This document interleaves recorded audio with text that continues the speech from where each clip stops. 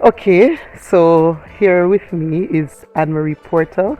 She has been watching our videos and has decided to come and check out the farm to see what's on it and what suggestions I can give her with regards to planting, because she doesn't have a backyard space at home.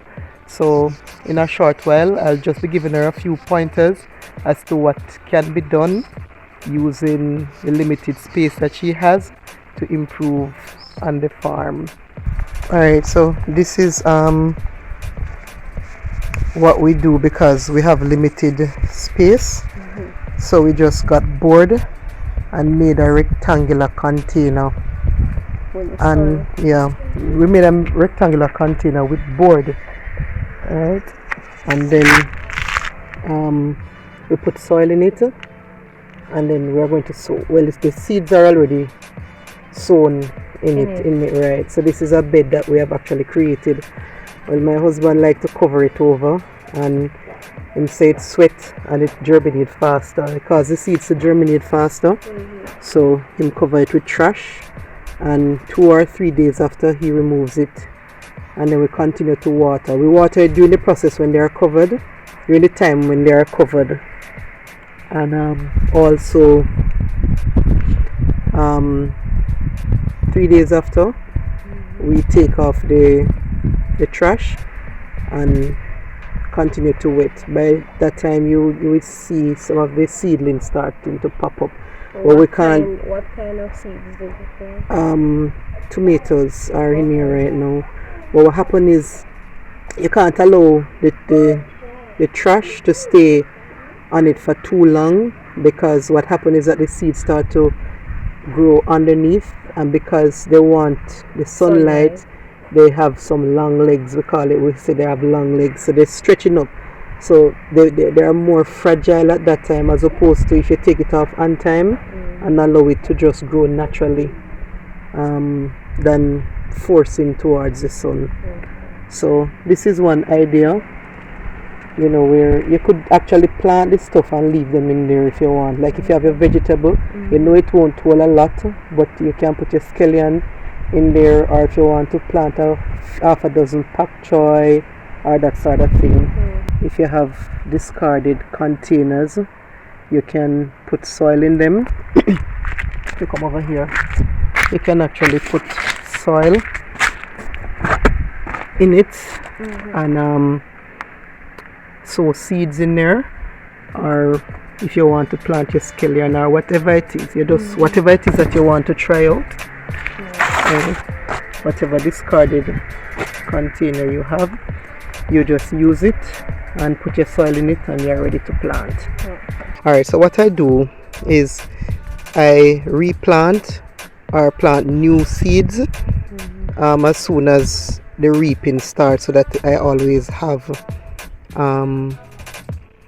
the crop going, right?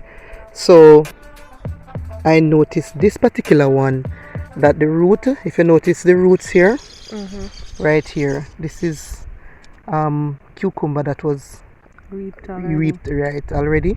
So what I did basically was to just cut off the cut it to the root and leave it. And I couldn't believe that this has happened.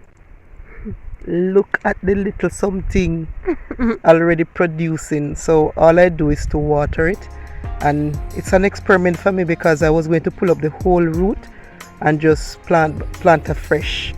But now I realize that if I cut it to the root, it will spring back, and I just need to nurture it.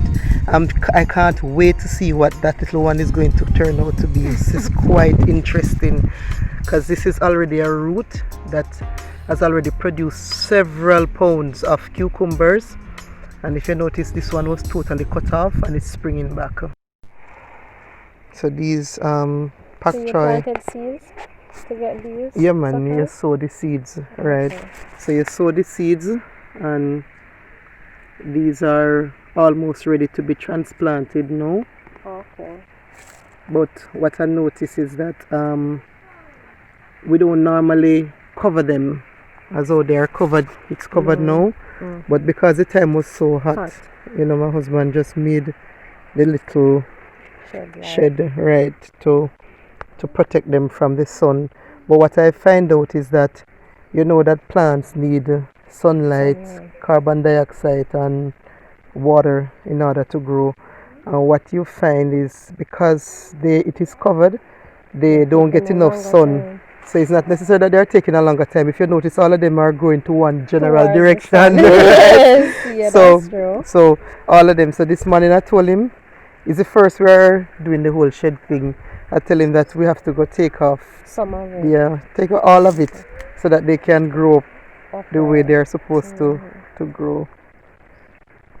Another thing that you need to do is to reassess your environment and see the available space and if it is best utilized. Look, take for example right here. Previously, from right where the blocks are on the left to right where the corns are on the right, that was general walkway. Now in reality, we didn't want so much space to walk. And so what I have done is to use the blocks to form a little corridor. So there's a narrowing of the walkway so that I can get more space to do planting. And if you look carefully, you'll realize that to the left over here, I have planted pak choy because this was a part of the walkway. And on the right, I've planted corns. And not only that, but the area that you see there along the corridor there will be used for sowing seeds. So it's going to be a little nursery for us to do plant seeds. What if I can't afford blocks or I don't have any blocks to use? A suitable alternative is what you see here, logs. Okay, so you can get your logs and use it to make your walkway. Of course, these are inexpensive, and since we're living in the country area, you can get access to these quite easily.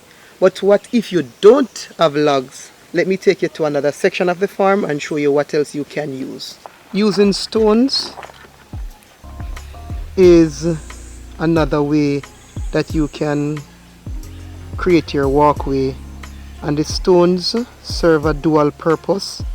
As you can see, the land is on a little slope, and so it actually helps in preventing soil erosion. So this is another suitable alternative to use to make your walkway. And what I want to point out to you at this time too is I am planning to white lime the stones, and the reason for that is snails like to lurk underneath the stones, and so when you white lime them, it serves to deter them from wanting to do that. So I'm planning to do that shortly to take them. So basically that's how you can create. As I said before, assess your environment, see what available space you have or how you can maximize your space by creating walkways to narrow down the amount of space that you have and maximize your land for planting. Alright, Anne-Marie, so as a visitor to my farm, I can't let you leave and not get anything, so I'm going to allow you to break one of my corns. Just go all the way down, carry it in a circular motion now until it pulls out. Circular. Apply a little more force. Good job. Alright, good job. Let's see what's inside. They're not really ready. Maybe about by now on the weekend they should be ready. So just pull it up. Open the, just open the top. Yeah.